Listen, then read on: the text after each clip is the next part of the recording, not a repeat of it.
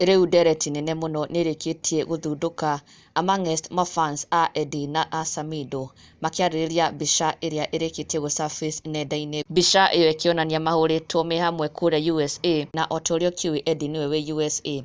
Na rĩu mbica ĩno gũcoka gũthunduka ĩkĩonania Edday na Samidoh erĩ me USA me hamwe. In fact nĩ yatiga mafans makĩyumĩria na njĩra nene mũno, reacting in different ways to this photo.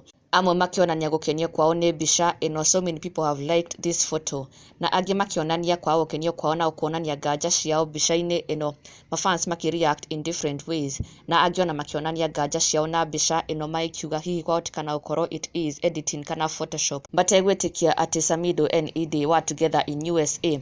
Arĩ cio imwe cia mawoni marĩa mafans makorwo makĩruta regarding this photo, na o ta ũrĩa ũrakĩona this Edday and Samidoh, na in the background it seems to be USA tondũ gũkũ ti Kenya.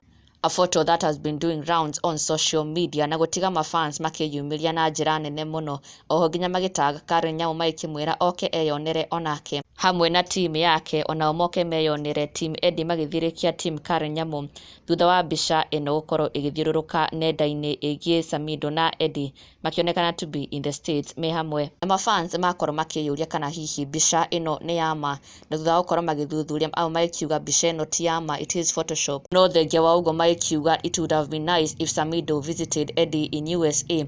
Mafans makĩonania to be in support of this, ona ĩngĩkorwo mbica ti yama, ĩngĩkorwo nĩ Photoshop, no mende kuona Samidoh agĩcerera Edday na family yao kũrĩa USA.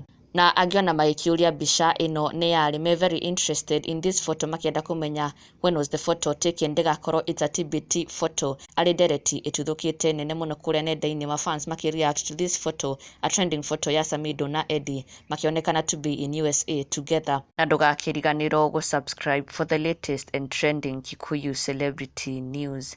Never miss an update. Subscribe now.